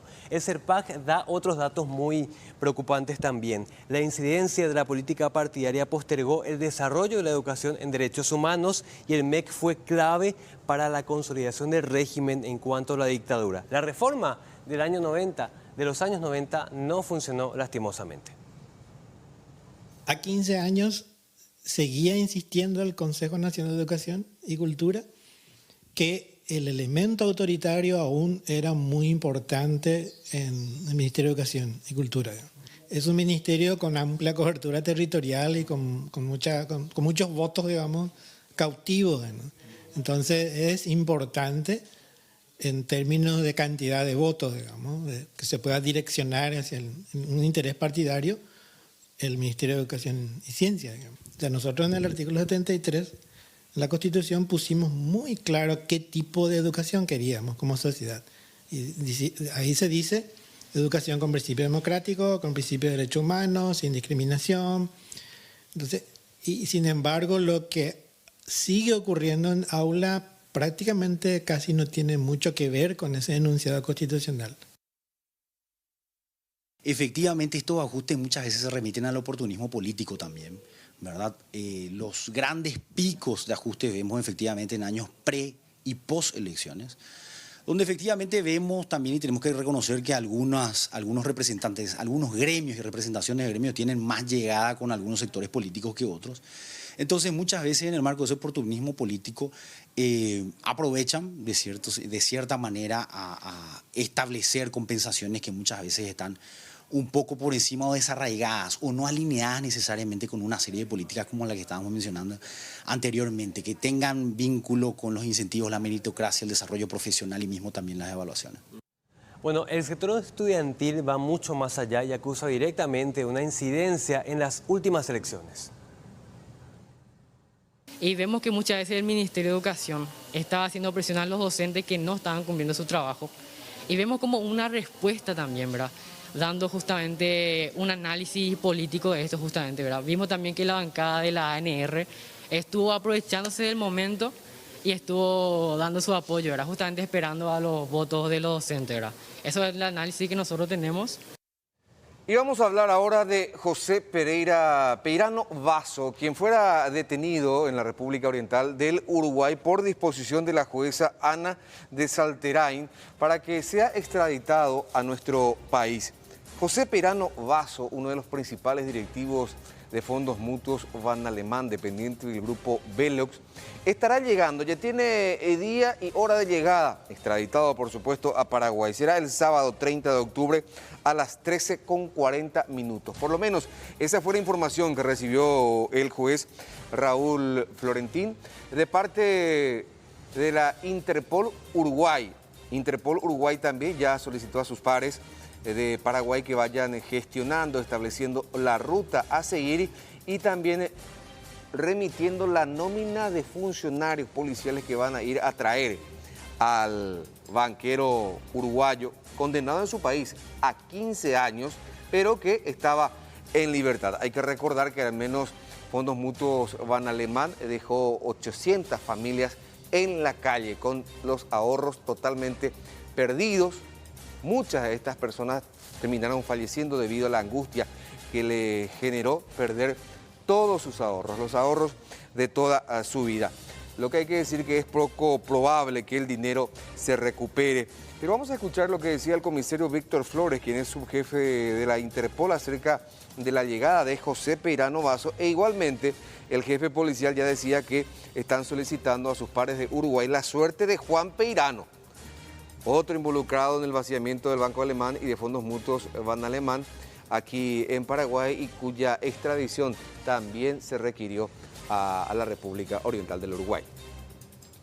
El mismo dice que cumplió toda una pena ya en Uruguay y posterior a eso ya se ordenó su detención con fines de extradición ya a nuestro país. Hemos solicitado a nuestros padres también la situación de su hermano Juan, en qué situación está en su país, ¿verdad?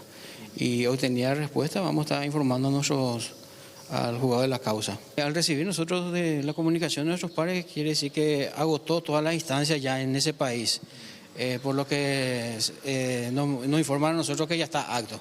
¿Qué es lo que falta para poder, digamos, culminar todo este trámite, comisario? En la práctica administrativa prácticamente, la organización de los planes de vuelo y la aceptación, ¿verdad? Que depende ya del juzgado de la causa, que no va a poner reparo a eso, ¿eh? A mí me respeta, este es mi vedera, ningún director. ¿Qué es lo que haces? ¿Ah? Te estoy grabando, te estoy grabando. ¿En serio? Conmigo no se van a meter carajo. ¿Qué vas a hacer? ¿Qué vas a hacer? Muy bien de vieja idiota. Te grabé todito, te estoy grabando todavía. Mira, lo que me hiciste. ¿Vos lo que estás hablando acá? ¿Qué vas a hacer? ¿Qué vas a hacer? En mi casa nadie viene a meterse en Mercedes, Carlos, buenas noches. El saludo a ustedes y a los televidentes. Rápidamente les comento acerca de un asalto que por lo menos tiene algunas aristas muy llamativas, porque lo primero que sacamos al concluir alguna situación, por lo menos es la rapidez con que actuaron los delincuentes. Pero todo comienza en la zona del barrio San Jorge, de la ciudad de Mariano Roque Alonso, inmediaciones de un puerto denominado Puerto Seguro. Este vehículo que vemos en imágenes estaba transportando mercaderías informáticas desde el aeropuerto internacional Silvio Pettirossi hasta ese puerto privado en donde aparentemente debían despacharlo.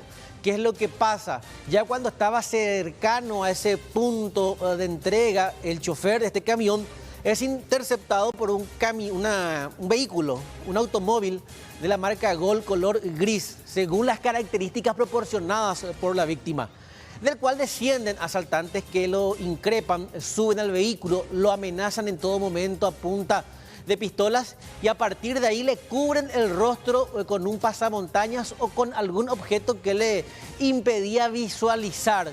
Él estaba desorientado porque primeramente dice que dieron vueltas por la zona, o por lo menos sintió el recorrer del vehículo, pero que evidentemente en principio también pudo observar las características físicas de los asaltantes. En la primera parte de la entrevista nos dice y nos cuenta desde el primer momento en que se perpetró el atraco. Y más o menos 500 metros antes de llegar en Puerto Seguro. Acá ya en la zona de... Viniendo de... ¿Entraste por acá? No, entré por el asfalto ahí al costado de los militares y venía para Puerto Seguro. Y ahí uno se puso adelante y se bajaron. ¿Una camioneta o un vehículo? ¿Qué? Un auto. Auto. Sí. ¿Característica recordar? Y para mí que era un Gol. Un Golcito. Sí, de 4 puertas. Se pone enfrente y se sube y ahí te dicen para que traiga acá. Directamente me encañonaron ahí, y uno se subió hacia acá y el otro en el volante y me tiraron en el medio. Ajá. ¿Y ahí te trajeron acá? No, me trajeron hacia acá y después no sé dónde me llevaron. Y después me vinieron y me dejaron acá. O sea, te dieron vuelta primero, después te abandonaron acá. Sí.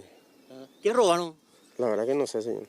Nosotros no sabemos qué transportamos. ¿Ustedes no saben la carga?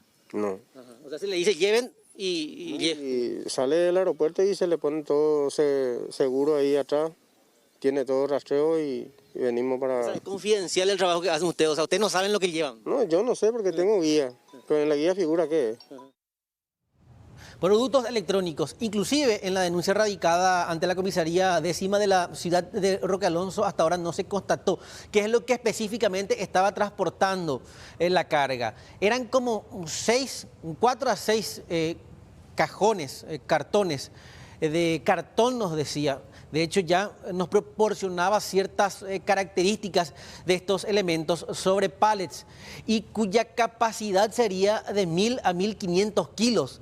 Es lo que indicaba. Es decir, las personas que actuaron como mínimo tuvieron que utilizar o un montacargas o también algún tipo de portapallets que tienen rueditas y hace el transporte de vehículo a vehículo. Él dice que no escuchó por lo menos en la zona otro que esté cercano al punto en donde posteriormente se lo encontró, pero sí, efectivamente, después indicaba que escuchaba mucho ruido a bordo o en el interior de esta carrocería. ¿Otro vehículo no escuchaste que vino detrás de vos para hacer el traspaso de la carga? ¿O vos crees que se fue todo en el Golcito nomás lo que había? No, es que en el Gol van a llevar eso. Jamás. O sea, ¿vos crees que había algo pesado dentro? Tiene que, sí. Sí, no sé si son palés grandes. Había palés grandes, o sea, eso ya nos hace dimensionar que... Calcularle el tamaño del palé que está ahí y arriba de ese era todo cartón. Entonces posiblemente otro camión entró acá. Seguro que no, la verdad que no he visto yo. ¿Vos no escuchaste? No. Escuché movimiento, pero jamás... ¿Cuántos minutos vos estuviste así con...? Y más o menos media hora y algo.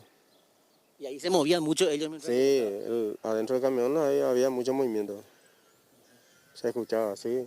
O sea, ¿vos crees que estaban los que te asaltaron y otros le estaban esperando acá para hacer la descarga? Sí, seguro que sí, porque ellos entre 4 no van a hacer eso. O sea, de que hipogí la carga. Sí, hipogí la carga. Porque con montacarga alzaron. Nunca con montacarga. ¿Acá tú ya les echado? Sí, era más o menos 1,10 m por... así alto y 1 metro de ancho por ahí. ¿De cartón o de madera? Cartón. De cartón de madera. Sí. O sea, tú ya pones la caja. Tú ya la caja. Hay pojí por lo que te de montacarga, ¿no? Y pojí manda, ¿no? Caja aproximadamente. Ajá, 6 palecueras largo. 6 palecueras. Sí. Hoy se allanó la oficina de una empresa llamada Zoe que emite inversiones de capital que, entre paréntesis, no está habilitada para poder realizar esta actividad en nuestro país.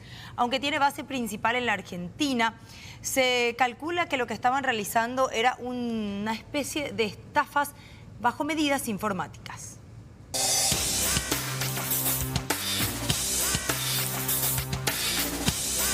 Estafas gracias a medios informáticos supuestamente se realizaban en estas oficinas situadas en el 5º piso del bloque 4 del World Trade Center de Asunción, donde arrendaba la empresa Zoe Capital, que realizaban ofertas públicas de inversión en moneda digital o bitcoins, atrayendo a jóvenes que hacían de operadores de la empresa con spam en redes sociales para publicidad.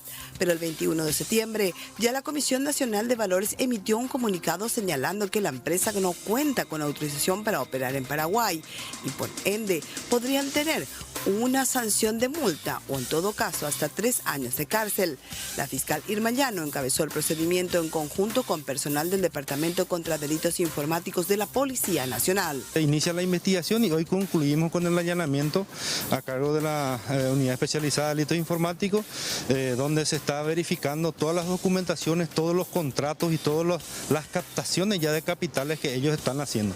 En realidad hay mucho por hacer todavía para ver si hay clientes ya estafados, si hay ya clientes que no recibieron sus ganancias, pero el peligro está en eso. Estas empresas que se instalan y ofrecen una ganancia muy atractiva en el momento que uno invierte capital, entonces puede ser que en un día para otro pierda su dinero porque estas empresas desaparecen y no hay rastro de ello. El contrato normalmente que uno firma es un contrato de 2 a 3 años, donde ellos te establecen las condiciones y el porcentaje de ganancia de acuerdo a tu inversión. Durante ese contrato uno muchas veces no puede retirar esa ganancia también, pero uno ve que se está depositando en su cuenta esa ganancia que va generando. Apenas uno en un mes o en 2 meses si junta $1,000, $2,000 de ganancia, lo primero que hace es vuelve a invertir y suma su capital porque es interesante y atractivo la oferta. Entonces de ahí van confiando y una vez que está a punto de terminar ese contrato, después esa empresa normalmente desaparece. Según los investigadores, esta modalidad delictiva sería conocida como la estafa piramidal. Los montos invertidos por cada una de las presuntas víctimas rondarían entre los $1,000 hasta $6,000 y en el peor de los casos hasta $100,000. Estamos ante una gran cantidad de personas que ya han invertido, posiblemente, pero eso va a determinar una vez que verifiquemos toda la documentación. Del sitio se incautaron numerosas documentaciones e inclusive en el momento que se realizaba el operativo, llegó una persona que vio la publicidad en redes sociales y quería invertir. Aparentemente esta es una empresa que está en formación, no está habilitada legalmente en la República del Paraguay, razón por la cual estamos procediendo al allanamiento y estaba en forma irregular ya captando recursos económicos acá. ¿Hay personas demoradas? Por el momento no, porque las personas que estaban en el lugar eran empleados, no se presentó ninguna persona que sea representante.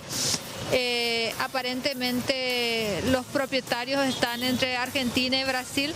4 personas fueron llevadas a la sede de la Unidad Especializada contra Delitos Informáticos para realizar las investigaciones. Bueno, esta información nos lleva hasta exteriores. Lo tenemos a Raúl Barín, que nos va a contar la historia de un Uber, lamentablemente, que engrosa la lista de estos trabajadores del volante víctimas de asaltos. Raúl, buenas noches, adelante. Buenas noches, Carlos. Vamos a hablar acerca de esta situación que se situó en la zona de Lambaré, en el barrio San Isidro, específicamente entre las calles Félix Pérez Cardoso y Francisco Acuña de Figueroa. Allí él estaba yendo para buscar a una clienta. No se trata de un engaño, sino que un vehículo que se puso en el camino de este conductor de esta plataforma digital. El vehículo que se puso en su camino, allí iban 5 personas aproximadamente. Descendió el chofer y rápidamente vino a atacarlos con golpes de puño.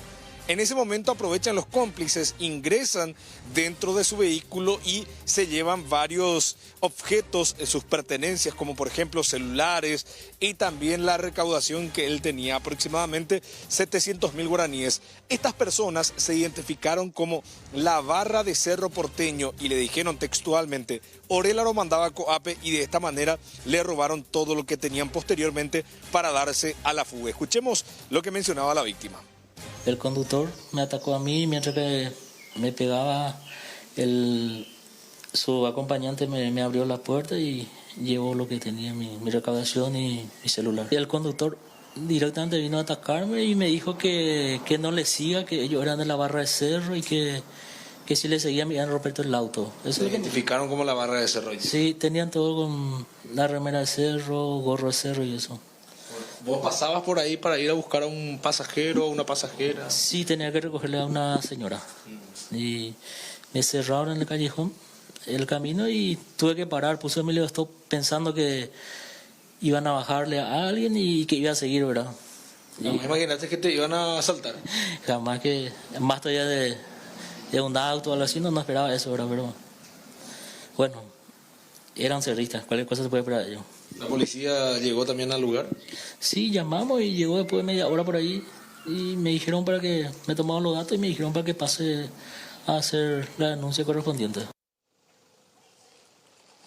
Lo que manifestaba la víctima de este asalto y también parte de una violencia porque lo atacaron con golpes de puño y también una amenaza previa si seguían a estas personas que iban a romper todo su vehículo. Incluso amenaza de muerte ocurrió ahí en ese lugar.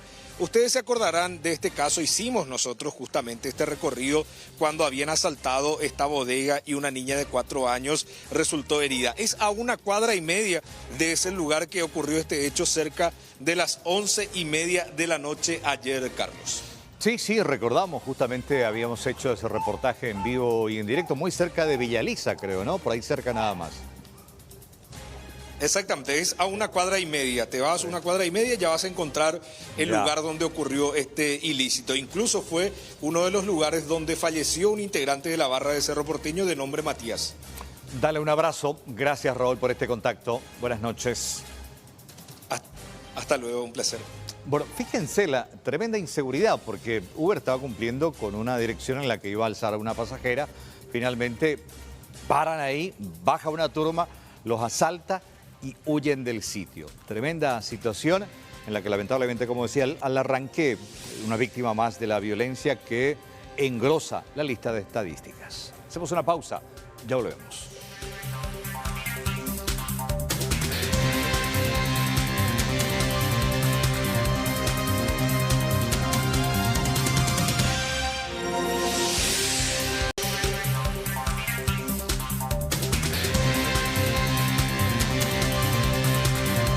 Importante reunión el día de hoy en torno a la festividad de Caacupé y la forma en que vamos a peregrinar este año. Hay puntos muy importantes que dan a conocer las autoridades acerca de nuevas disposiciones, el tema del uso de tapabocas y también el tema de la vacunación.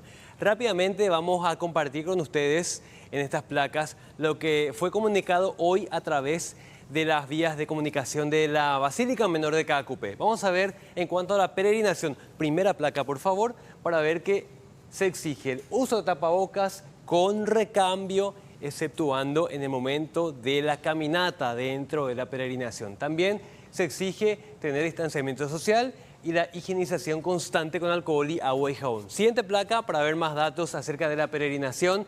Si se presenta algún síntoma respiratorio, quedarse en casa. No se recomienda la participación de personas con enfermedades crónicas, una cosa de todos los años, embarazadas y también niños menores de 12 años. Incluso los niños que son obligados a pagar las promesas de los padres. Así que mucha atención con esto y con las recomendaciones de salud. ¿Qué pasa con el tema de la vacunación? Vamos a la siguiente placa para ver qué es lo que se establece. A estas alturas se compone como una recomendación y no como una obligación, ya que no van a establecerse controles para esto. Pero en contrapartida, según la siguiente placa que vamos a ver, se van a estar implementando nuevos puestos de vacunación en torno a la Basílica, precisamente. Escuchemos lo que dice el doctor Castro al respecto. Si yo voy a ir a Caacupé a pagar una promesa o establecer también mi agradecimiento a la Virgen, e ir acompañando después a mi familia, hay que tener en cuenta que la vacunación me ayuda para estar protegido de las formas graves si me contagio y para proteger también en forma indirecta a mi familia. Así que ese debe ser el mensaje. La vacunación, más allá de la decisión propia y autonomía, es un gesto de solidaridad y de mucha responsabilidad que nosotros tenemos que empezar a establecerlo como hábito. ¿Por qué? Porque las relaciones sociales son importantes y la reactivación económica también lo es. Y qué mejor que estando vacunado para evitar todas estas formas graves que nos pueden realmente lastimar, no solamente en la salud, sino en todo lo que nosotros vivimos en esos meses de luto cuando muchos seres queridos fallecieron por el COVID. ¿Cómo van a hacer el trabajo esos días, ya también en conjunto con la gente de Cacupé, el Ministerio de Salud?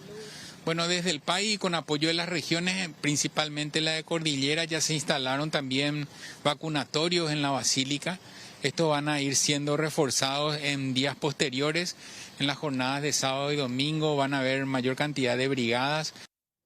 Bueno, a diferencia del año pasado, este año se va a adoptar la modalidad de por orden de llegada para ingresar a la zona de la Basílica, precisamente en la realización de las misas principales. Así que mucha atención con esto.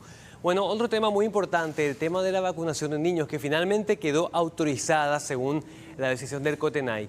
La próxima inscripción sería de niños de 6 a 11 años y la vacunación va a incluir a inmunizantes según el tipo y la disponibilidad con que contemos de aquí a poco. De los niños de 6 a 11 años, mencionarles que en este momento aún nosotros no vamos a definir la fecha de aplicación ni apertura de inscripción, porque obviamente queremos ir cubriendo lo que es los adolescentes, lo de la tercera dosis y después, según disponibilidad de vacuna en el mes de noviembre, establecer cuándo sería el inicio de la vacunación de estos niños. ¿Qué vacunas serían las que, bueno, en el caso de que sean aplicadas para estos niños, cuál sería la vacuna escogida? Bueno, eso también depende de la disponibilidad. Por tu pregunta quiero responder la experiencia de varios países. Chile está con una vacunación en niños con Sinovac, Coronavac. Argentina está con mucho éxito transitando la vacunación en niños con Sinopharm. Ellos tomaron la decisión de incluir de 3 años en adelante. Hay también ensayos clínicos muy avanzados en cuanto a Pfizer, en el uso de Pfizer en los niños. Todavía no tenemos los resultados concluidos, pero sí muy alentadores. La India y su agencia regulatoria aprobó el uso de Covaxin en niños. O sea, tenemos nosotros muchas opciones y en una posición, diría yo, mucho más cómoda en el sentido de observar la evidencia de la experiencia que está desarrollando varios países y además de los ensayos clínicos que están siendo publicados. El cáncer de mama apaga la vida de 6 mujeres a la semana. La detección temprana hubiese hecho esta realidad completamente diferente. Por eso hoy y toda esta semana le queremos dar énfasis a lo que tiene que ver con una campaña de concienciación, sobre todo que apunta a la prevención, a realizarse los estudios y también a tener hábitos saludables. En el Día Mundial de la Lucha contra el Cáncer de Mama, la principal causa de muerte por cáncer en mujeres, funcionarios de la 18ª Región Sanitaria realizaron una caminata hasta la escalinata de Antequera y al ritmo de zumba homenajearon a todas las personas que todos los días luchan contra esta enfermedad. Un homenaje a los que están luchando, pero también es un recordatorio de la importancia de hacerse el control anual. Tenemos 365 días, no es solamente octubre rosa, es enero rosa, febrero rosa. Recordarles también que por derecho tienen 2 días libres todas las funcionarias de cualquier institución, sea pública o privada, para realizar su chequeo anual. En este momento es la principal causa de muerte por cáncer en mujeres, o sea, estaba mano a mano con cáncer de cuello uterino, pero en este momento pasó a estar en primer lugar. Solo en pandemia tuvimos 600 muertes por cáncer de mama en Paraguay y aproximadamente se mueren 6 mujeres por semana, es decir, prácticamente una muerte por día por cáncer de mama. Una enfermedad que si se diagnostica a tiempo se puede curar. El Ministerio de Salud ofrece desde el diagnóstico hasta el tratamiento final totalmente gratuito. Lo importante que es el autoexamen de mama, ¿verdad? En personas que vayan a consultar, que por ley le corresponde día libre, ¿verdad? Para un chequeo, ¿verdad? Y decirle los servicios que nosotros tenemos acá en Capital para en caso que necesite, estudios, ¿verdad? Que es el Hospital San Pablo, el HBO, ¿verdad? Y el Andrés Barbero, que son los servicios acá en Capital que tenemos para estudios justamente para el diagnóstico temprano de esta enfermedad. La actividad también tuvo como principal objetivo concienciar sobre la importancia del autoexamen de forma frecuente y estudios como la mamografía por lo menos una vez al año, porque la enfermedad detectada a tiempo es curable.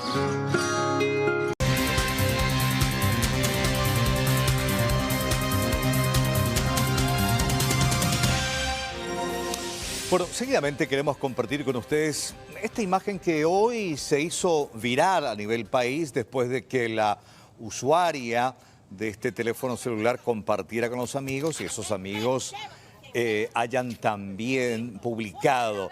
Y tiene que ver con esta señora ya bautizada en las redes como señora Amabilidad. ¿Por qué les digo?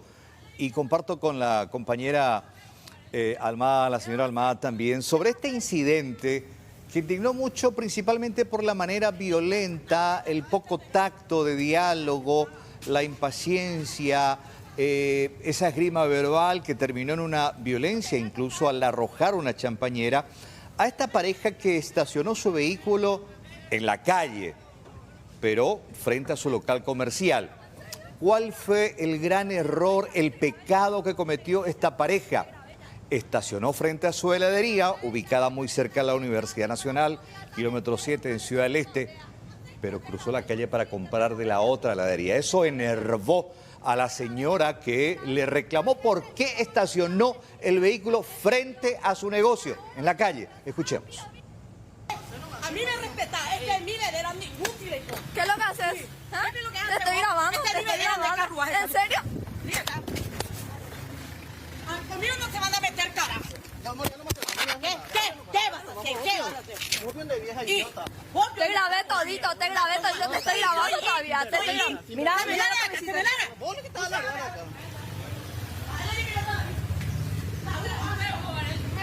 ¿Qué vas a hacer? ¿Qué vas a hacer? En mi casa nadie viene a meterse el derecho. Casa en mi plaga.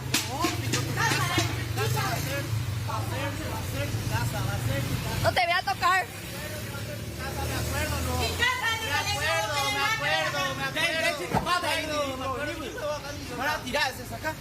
¿En serio? Yo te grabé. Ya te grabé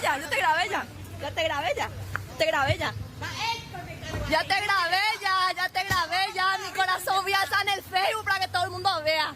¿Ya te grabé ya? Sí, ya te grabé ya. La gente vio cómo me tiraste, estúpida. La gente vio. Y ahora mismo voy a... Piromina, yo segura mi corazón, segura. Sí, facturera. Bueno, la señora fue identificada con Miriam Celeste Saracho porque finalmente fue a denunciar este incidente, ella en papel de víctima, a la comisaría 46, una subcomisaría que está muy cerca ahí de la Universidad Nacional del Este. La poca tolerancia, Mercedes. Estacionó en plena vía pública. En la calle. Si el espacio no es reservado, que es un recurso que tienen y sobre todo los comerciantes utilizan ese recurso, hay un canon específico que se paga en el municipio como para tener unos espacios reservados y son exclusivos del comercio o la vivienda. Pero este precisamente no es el caso. O sea, estacionó en plena vía pública y puede ir a donde quiera. La señora no tiene por qué obligar a que aquel que estacione frente a su negocio ingrese y compre el helado de su comercio. Y acá también el tema de la poca tolerancia.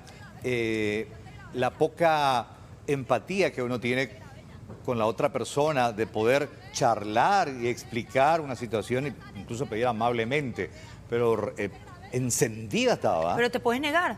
La señora te puede decir, no quiero que estaciones acá porque yo tengo esta heladería y quiero que mis clientes puedan estacionar acá. Y vos le podés decir, no señora, yo puedo estacionar aquí. Pero yo soy capaz, sí me voy, si me lo pide así, pero a esa verborragia, a esa violencia verbal que termina siendo física, después porque le arroja una champañera, le derrama agua y ella asume que es su vereda. Pero el auto estaba no sobre la vereda, estaba en la calle, en la vía pública. Eso frente a los ojos de los clientes, sí, que estaban sentados, cuchara tras cuchara, disfrutando de su helado, disfrutando entre comillas, porque en realidad era un espectáculo el que tenían enfrente. Sí. Tampoco nadie intentó tranquilizar, al contrario, aparentemente los familiares de la señora estaban también allí participando, y una situación bastante vergonzosa. Bueno, con estas imágenes hacemos una brevísima pausa. Carlos, después de ya... Sí, perdón. Mi lugar es el 23. ¿Dónde vas a estacionar la próxima? Ojo con mi lugar. Ese es mi estacionamiento. Ojo con mi lugar. Bueno, ojo con la señora, ¿eh? Bueno, hacemos una pausa, ya volvemos. Yo te grabé. Ya te grabé ya. Ya te grabé ya. Ya te grabé ya. Te grabé ya. Ya te grabé ya. Ya te grabé ya. Mi corazón voy a estar en el Facebook para que todo el mundo vea. Ya te grabé ya. Sí, ya te grabé ya. Ya te grabé ya. Ya te grabé ya. Ya te grabé ya. La gente vio cómo me tiraste, estúpida.